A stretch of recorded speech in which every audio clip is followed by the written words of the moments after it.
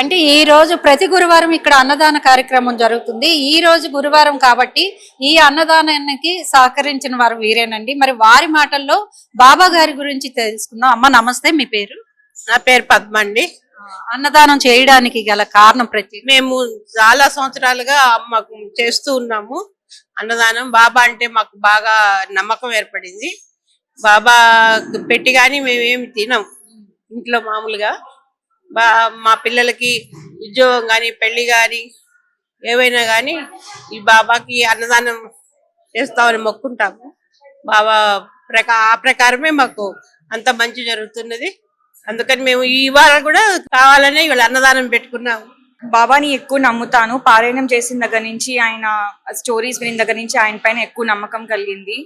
So ఎప్పుడు ఏదైనా కష్టాల్లో ఉన్నా కూడా అన్నదానం మొక్కుంటే ఎప్పుడు పనులు అయ్యేవి. సో ఆ నమ్మకం పైన చేయిస్తున్నాను. బాబా గారి గురించి మీ మాటల్లో, మీ జీవితంలో చేసిన అద్భుతాలు ఏంటి? నేను బాబాకు ఒక 5 years నుంచి వస్తున్నాను. బాబాకు నమ్ముకున్నప్పటి నుంచి నాకు అన్ని మెరకలు మంచిగా జరుగుతూ ఉన్నాయి. ఇక్కడికి నేను 5 వారాల నుంచి కుకింగ్ చేస్తాను, ఫ్రీ చేస్తాను, వంటనే చేస్తాను, బాబాకు సేవ చేస్తాను. మా మిసెస్ క్యాన్సర్ వచ్చేది మేడం. దానికి కొంచెము ట్రీట్మెంట్లో బాగా జరిగింది. రిపోర్ట్స్ నార్మల్ వచ్చినాయి. బాబా నమ్ముకున్నా, అంత మెరకల్ జరిగింది.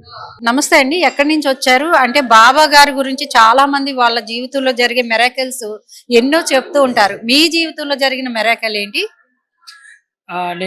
నా పేరు మనోజ్ అండి. నేను గుంటూరు నుంచి వచ్చాను.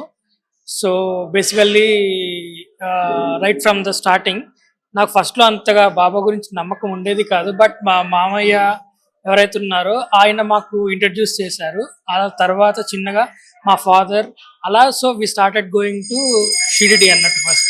సో అలా మేమందరం మంచిగా బాబాని వర్షిప్ చేయటం, తర్వాత బాబా ద్వారా నమ్మకం మంచిగా వచ్చి, అండ్ చాలా ఒక మిరాకిల్ కాదు, చాలానే జరిగినాయి. One coming to life, one best example చెప్తాను. As my wife is here. ఏంటంటే మాకు మ్యారేజ్ ఫిక్స్ అయింది. ఫిక్స్ అనే కాదు, మేము వాళ్ళ ఇంటికి వెళ్ళాము. She a banker. అండ్ మాకేంటంటే తను షీఈ్ వేరే ఎక్కడ సమ్వేర్ ఫార్లో ఉన్నారు, నేను హైదరాబాద్లో వర్క్ చేస్తున్నాను. మేము షిరిడి వెళ్ళొచ్చిన తర్వాత ఓకే ఈ మ్యాచ్ అవ్వదేమో ఒకవేళ, ఎందుకంటే నేను కాన్స్టెంట్ హైదరాబాద్లో ఉండిపోవాలి, తనేమో బ్యాంకర్ అవ్వటం వల్ల అటు ఇటు మొత్తం తిరుగుతుంది అని అనుకున్నాం. But when we went to Shirdi and came, the next day we got a news that she has been transferred to Hyderabad. And we felt like a miracle, like Baba Gare ayane oka chotaki తీసుకొచ్చేసేసారు and he is okay with this.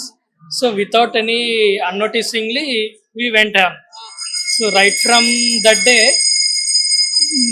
COVID time lo kuda by God grace, I mean like I should not say by God grace, ఆ టైంలో work from home రావటం, she got transfer to Chennai and I was there with her in Chennai.